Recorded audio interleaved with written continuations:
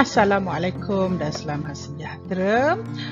Hari ini saya nak mendedahkan topik 1.5 iaitu hasil belanja dan perasan pada akhir tempoh. Topik ini diajar di semester 1 bagi subjek perekonomian STPM. 1.5 ini topik dia agak besar, jadi saya pecahkan kepada lebih daripada satu video. 1.5 hasil belanja dan perasan pada akhir tempoh. Hasil dan belanja dilaporkan dalam penyata pendapatan dengan menggunakan asas perekonomian yang berikut. Yang pertama, asas tunai, iaitu hasil iktiraf bila tunai diterima dan belanja dilaporkan bila tunai dibayar, tapi ia tidak mematuhi prinsip perekonomian yang diterima umum atau PPDU. Asas akuan adalah hasil dilapor dan direkod dalam tempoh hasil itu diperoleh walaupun tunai belum lagi diterima daripada pelanggan. Manakala belanja yang pula direkod dan diiktiraf sebagai belanja dan tempoh perekonomian itu dilibat walaupun kos atau belanja itu belum lagi dibayar kepada pembekal bagi barang, niaga atau kepada pemberi perkhidmatan, gaji kepada pekerja, cukai kepada kerajaan, bil elektrik kepada TNP dan sebagainya. Jadi maksudnya kat sini asas akuan ni kita akan rekod walaupun wang belum diterima ataupun wang belum dibayar. Hasil belanja dan pelarasan pada akhir tempoh. Sambungan dia, perbezaan. Okey, ini semua adalah untuk soalan-soalan teori. Asas akuan, hasil diiktiraf sebaik sahaja peniaga menyerahkan barang niaga atau memberi perkhidmatan kepada pelanggan walaupun tunai belum terima dan belanja belum direkod apabila ia dilibat walaupun bayaran belum dibuat. Asas tunai, hasil hanya diiktiraf bila tunai diterima dan belanja direkod bila bayaran telah dibuat. Hasil terperoleh merupakan hasil perniagaan bila barang niaga telah diserahkan atau perkhidmatan telah diberikan kepada pelanggan. Hasil terima merupakan hasil perniagaan bila penerimaan tunai telah diterima daripada pelanggan setelah dipindah milik barang niaga atau perkhidmatan diberikan. Perbelanjaan terlibat merupakan belanja yang telah berlaku dalam proses mendapatkan hasil perniagaan.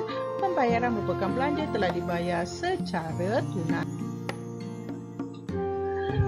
Penerimaan hasil merupakan pendapatan yang diambil kira dalam penentuan untung bersih dan rekod di penyata pendapatan. Contoh hasil jualan, komisen diterima, hasil sewa. Penerimaan modal merupakan pendapatan yang tidak diambil kira dalam penentuan untung bersih dan dipemodalkan sebagai reserve di penyata kedudukan keuangan atau kunci kira. Contohnya premium atas terbitan saham, untung penilaian semula aset.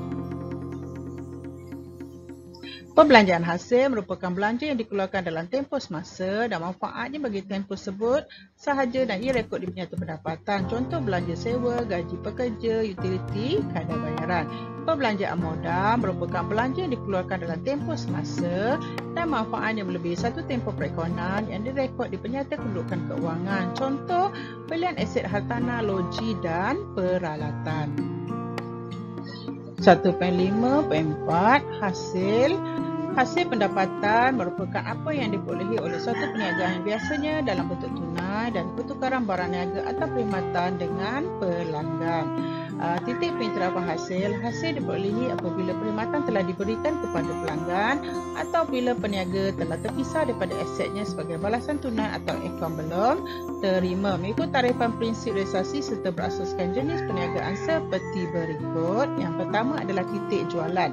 Kebiasaannya bagi peniaga pemborongan dan peruncitan yang menjual barang niaga atau memberi perkhidmatan, hasil tidak mengikut dokumen seperti invoice.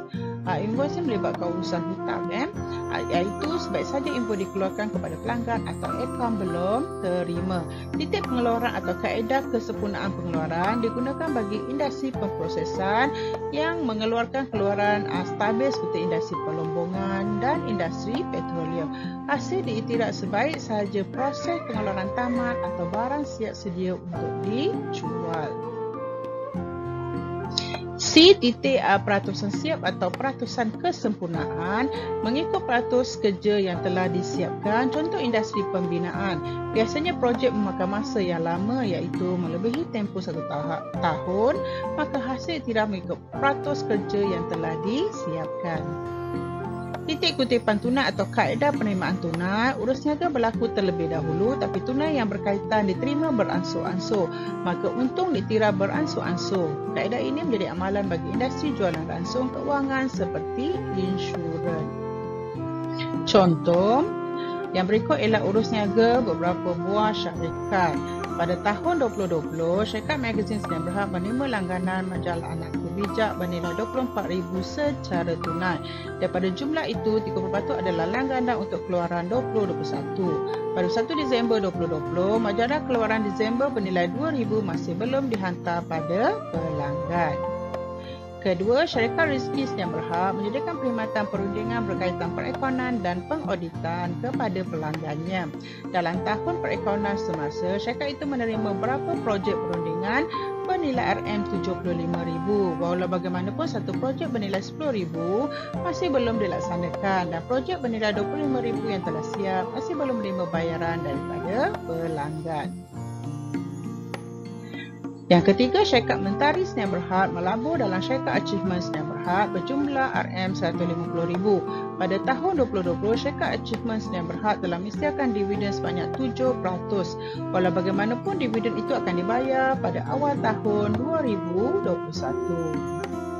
Pada tahun perekonomian semasa, syarikat pemborong Cimex Sedia Berhad menjual barang runcit kepada kedai Siu bernilai RM1,500. Kedai Siu telah membayar tunai RM500, manakala bakinya akan dilansai. Dilansai maksudnya dijelaskan, diselesaikan pada bulan berikutnya.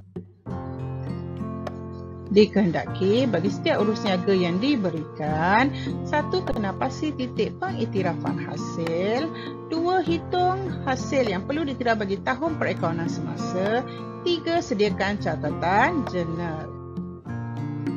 Jawapan dia. Okey, ini saya gabung sekali 1, 2, 3 dalam bentuk jadual untuk memudahkan kita menyemak dan memudahkan saya buat penerangan. Kalau jawapan kamu buat dalam bentuk jadual ini, kamu juga memudahkan pemeriksa untuk menyemaknya. Okey, nombor 1 yang pertama, hasil iktiraf setelah penghantaran dibuat kepada pelanggan. Yang kedua, hasil iktiraf RM24,000 darab 70%, tolak RM2,000, kamu dapat RM14,800. Okey, jurnal dia kamu debit tunai RM24,000, kredit hasil perkhidmatan RM14,800, kredit hasil perkhidmatan terdurus RM9,200. Jangan lupa keterangan jenayah mesti ada keterangan.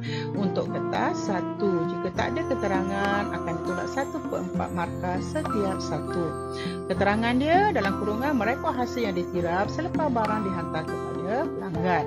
Yang kedua, hasil iktiraf setelah perkhidmatan diberikan sama ada wang telah diterima atau belum.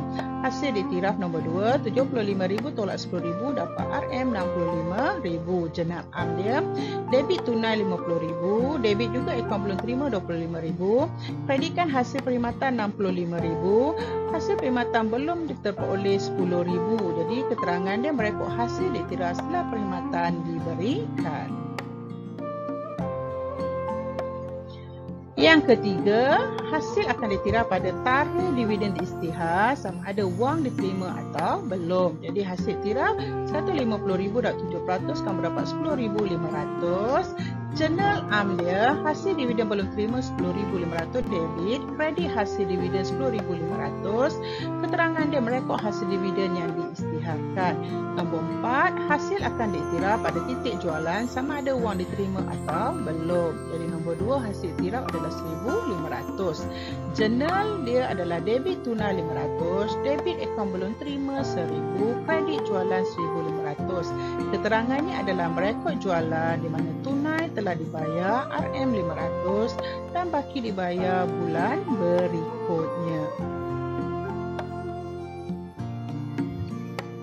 Jika anda rasa video ini bermanfaat, bolehlah like, share dan subscribe. Sekian, terima kasih. Assalamualaikum.